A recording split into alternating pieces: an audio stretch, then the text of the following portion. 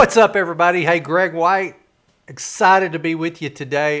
Listen, I would just ask if you like this video, please share it. If you don't like this video, don't share it at all. But if you like the video, we just ask you share it, like, and subscribe to our YouTube channel. We're really excited about working with people and working with ideas around entrepreneurship and growing our business and really just overall life success. Adam and I really feel like putting some of the laws and rules in place that we've put in place over the past year, helping make us successful, can help you. And that's really what this is about. I want to talk about today a topic that's really important, I think, and it's something that strikes home for me, and it's about dealing with anxiety and dealing with fear.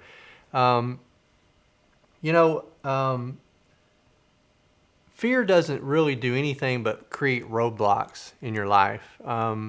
And anxiety and fear can be really self-induced. And actually, I saw a graphic the other day, and it was pretty interesting. It said that 40% of the things that we worry about, 40% of the things that we have fear, are things that will never happen. 30% of them are things in the past, which we can't change. 12% is basically what we're fearful or we're worried about what other people think of us or their criticism, which mostly is not true in the first place. And 10% is probably about our health, which is made worse by having anxiety or having fear.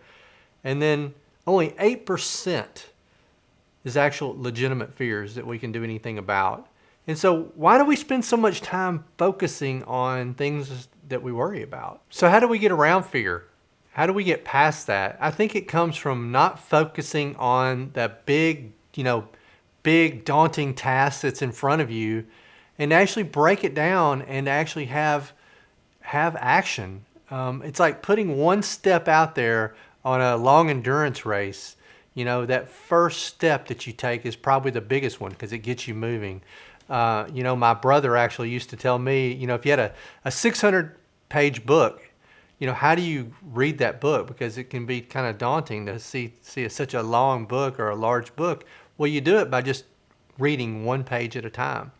And I used to always enjoy him telling me that. It was very inspirational to know that that's exactly how you're going to get through something arduous or something kind of complicated, is by just taking one little small step and taking action. But people can let fears keep them from doing things. They'll actually self-sabotage what they're doing because of that fear. I've actually had people where I've been involved in challenges, whether it's sales challenges or whether it's some kind of a timed event where you're a challenge to learn something, and people will say invariably that, oh, I can't do that. This doesn't apply to me, or I don't have the money to do that, or they'll make excuses.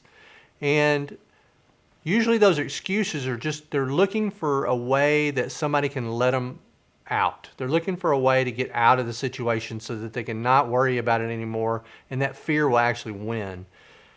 They might say, I can't be an entrepreneur because I don't have the money, I don't have the time, I don't have the business experience. Well, I'm not going to let you out that easy. I think those are just excuses because you want somebody to let you free so that you don't have to do something that is difficult. Well, I say let's get comfortable with the uncomfortable and let's go out and achieve these things that we want to achieve. I'll also tell you that I think we're a product of our environment.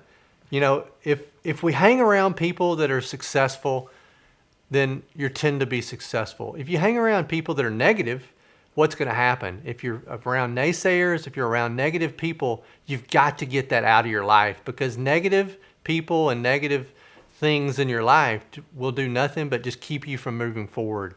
And so early on, Adam and I both, we learned that we have to put ourselves around mentors, which Adam talked about, but not just mentors, even just your coworkers or people in your industry that are successful. And when you hang around people that are successful, you become successful, because we really end up becoming what we think about. And if we're always thinking about success and we're thinking about how we can win and not, oh, how do I not do this? We frame our words up in a positive manner as how can we achieve this and how will we achieve this? And when you think positively like that, success will come for you. I want to read a little quote to you from the great Earl Nightingale from The Strangest Secret from his book. And he said, "The human mind is far more fertile, far more incredible and mysterious than the land, but it works the same way.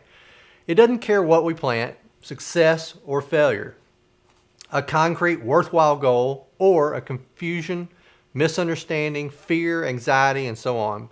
But what we plant, it must return to us."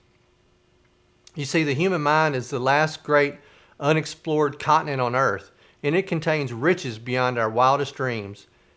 It will return anything that we want to plant. And that's a great point. So let's think positive thoughts and let's think about success. We'll see you soon.